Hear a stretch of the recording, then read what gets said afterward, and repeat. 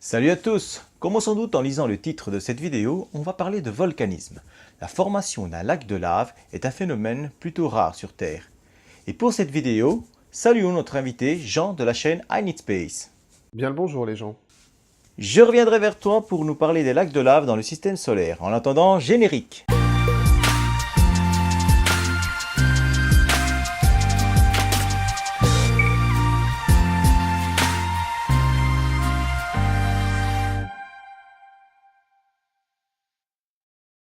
Alors tout d'abord, qui n'a jamais vu dans les jeux vidéo de plateforme avec ces gouffres de lave, ou des lacs de lave, donc avec lesquels il ne faut pas tomber dedans? Mais est-ce que ça existe de façon naturelle? On pourrait se dire que oui a priori, car les volcans ça rejette de la lave.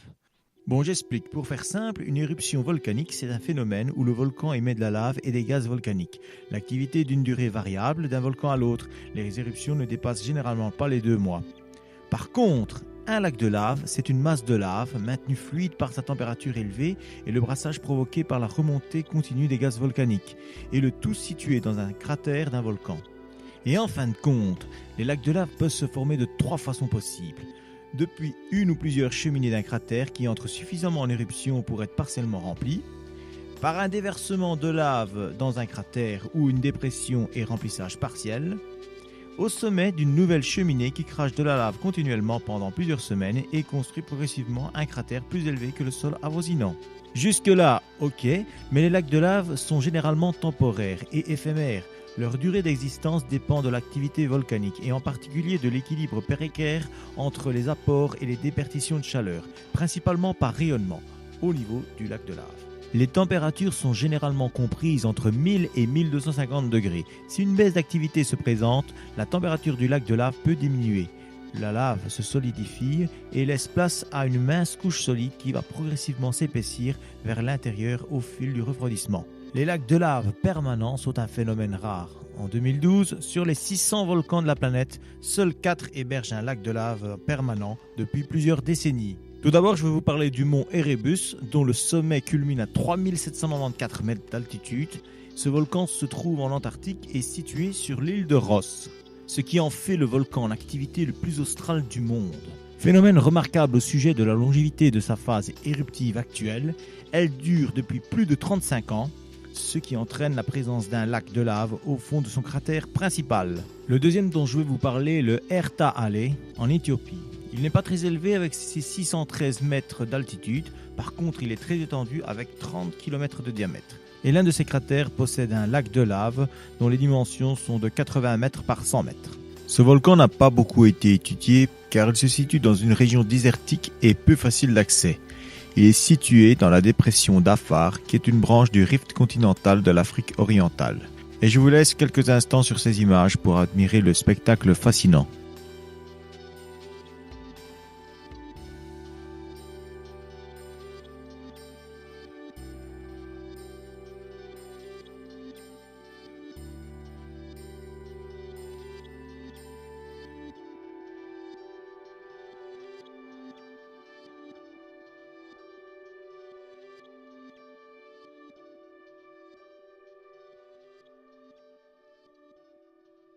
Troisièmement, le Kilauea à Hawaï. Le Kilauea possède 2 lacs de lave permanents. Le premier dans la cheminée du Halemaumau, près de la caldeira sommitale.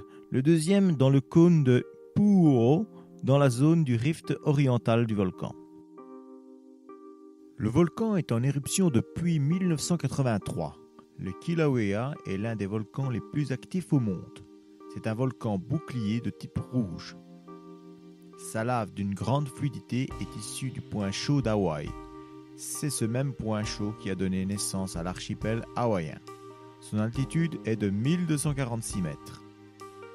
Et je vous laisse quelques instants sur ces images pour admirer le spectacle fascinant.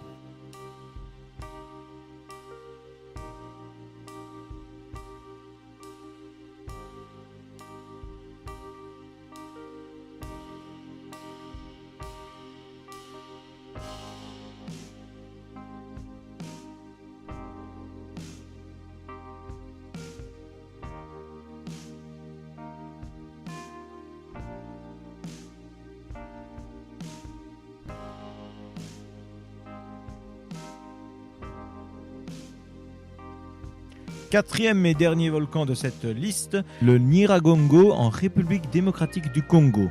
Le lac de lave du Nyiragongo est de façon générale pour notre époque le plus grand et le plus volumineux, atteignant 700 mètres de diamètre. Alors on suppose que le Masaya situé au Nicaragua a abrité un lac de lave plus grand à l'époque de la colonisation espagnole des Amériques, atteignant en 1670, tenez-vous bien, 1000 mètres de diamètre. Mais pour en revenir au Nyiragongo, ce stratovolcan fait partie de la vallée du Grand Rift, tout comme l'Erta Alley. Sa proximité avec la ville de Goma, située à une vingtaine de kilomètres, et ses coulées de lave étant les plus rapides au monde, il est considéré comme un volcan dangereux. La fluidité de la lave associée à la pente raide de son relief contribue à cette rapidité des coulées. L'ascension de ce volcan est particulièrement dangereuse. Les émanations gazeuses de dioxyde de carbone sur ses flancs pouvant asphyxier une personne ou un animal. Tout autour de ce volcan se trouvent de nombreux mazoku qui occasionnent régulièrement des décès.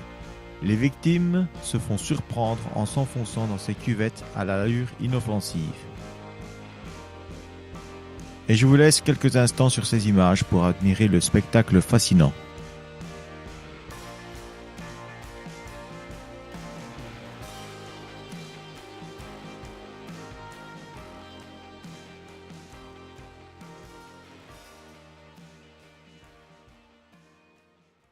En dehors de la Terre, on trouve également de nombreux lacs de lave sur Io, satellite de Jupiter à l'activité volcanique importante. En effet, Io est connu pour être le corps le plus actif du système solaire, du moins en ce qui concerne le volcanisme, et même si on n'est jamais allé sur cette petite lune de Jupiter, il y a fort à parier quand on voit la taille des éruptions volcaniques par rapport à la taille de la Lune, qu'on y trouve de nombreux lacs de lave, voire même de trappes. Et expliquons au passage ce qu'est un trappe. Un trappe, c'est un empilement de coulées de lave formant des falaises en escalier. Deux exemples bien connus, les trappes du Décan en Inde et ceux de Sibérie. Les extinctions du Crétacé tertiaire et Permien-Trias coïncident avec la formation de trappes. De nouvelles théories attribuent la cause des extinctions massives à ces événements géologiques et remettent en cause la célèbre théorie de la météorite. Les basaltes du Décan se sont en effet formés lors d'une éruption volcanique massive qui eut lieu vers la fin du Crétacé, voilà 65 à 67 millions d'années. On suppose que le point chaud qui a produit les trappes du Décan se situe actuellement sous l'île de la Réunion dans l'océan Indien.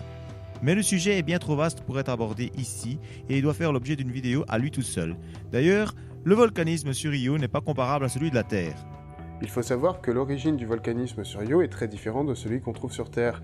La Terre reste active, principalement du fait de sa masse, mais aussi de ses composés minéraux radioactifs qu'on trouve dans son manteau et qui maintiennent une certaine chaleur. Io, du fait de sa taille, qui est tout à fait comparable à notre Lune, devrait être un corps mort et froid depuis fort longtemps. Ce qui fait la différence, c'est la proximité de Jupiter. En effet, la planète est si proche qu'elle exerce de puissants effets de marée sur cette pauvre Io. Et tout comme sur Terre, les mers et les océans se font attirer par la Lune et créent une boursouflure à la surface de la Terre, Io se fait déformer par la présence de Jupiter. En tournant autour de sa planète, Io est en permanence étirée et compressée par ses forces de marée, et évidemment, ses efforts mécaniques constants échauffent la matière. Et c'est ainsi que, bien que s'étant formé il y a 4,5 milliards d'années en même temps que le reste du système solaire, ce corps reste pour ainsi dire une grosse boule de magma avec une très fragile croûte à sa surface.